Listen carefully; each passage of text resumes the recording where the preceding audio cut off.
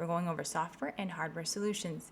First of all, if you've installed a solid-state drive or RAM or anything like that and now you have a blue screen error, first step, try removing it and restarting the computer.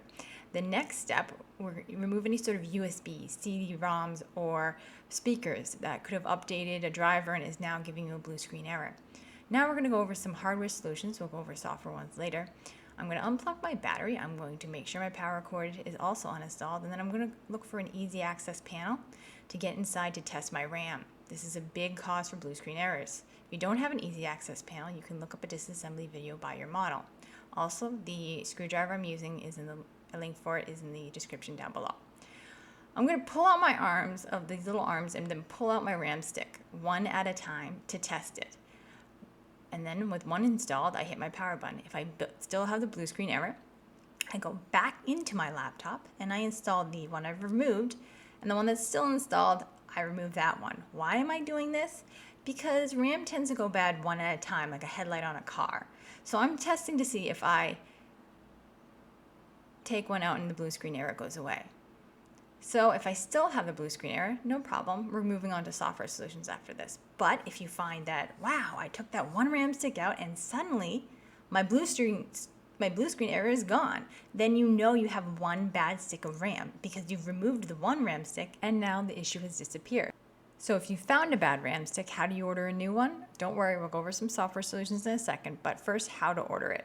You look for this part number. It will say something like PC4- then some numbers, or PC3- and then some numbers. You only need the numbers after the dash, but look for this, and then in the description down below, we provided links to common RAM replacements that are needed, so you can find this number, then look at the links down below and match it up with the kind of RAM you need to be replaced. Have any questions, go ahead and leave them.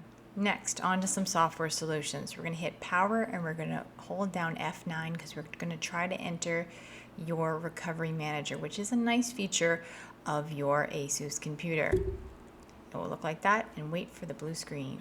Because we've tried a couple hardware things at this point, so now we're going to go over your software and we're going to approach this by trying to reset your computer. I know it's sad you lose some files, but we're trying to save a computer here. And this is unfortunately the next step in the troubleshooting method. Okay, so now I've hit that blue screen that I'm waiting for. So once you get to this screen, hit troubleshoot, reset this PC. We're going to do the remove everything. You could try the keep my files option. It does occasionally work, so you got to always try that first. But if it doesn't work, remove everything is really the more likely fix. So now that we're going to reach this screen, it's going to ask you again to make sure that you really want to delete everything. Now, as a shout out, if you try fully clean the drive, that's what we're going to hit, and it just won't do it, or it continues not to work, like say it crashes halfway through the reset, or you find that it still has a blue screen error, it might be that you just need a fresh install of Windows. Unfortunately, sometimes the operating system gets to the point where it's so corrupt, it just needs a fresh install. We have a video down below that shows you how to do that, install a hard drive, and do the fresh install. You can skip the portion on hard drive installation. And that is how you troubleshoot this blue screen error.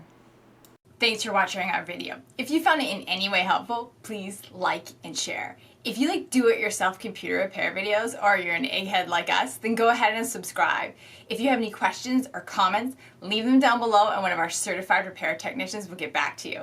But anyway, from one egghead to another egghead, this is Liz signing out.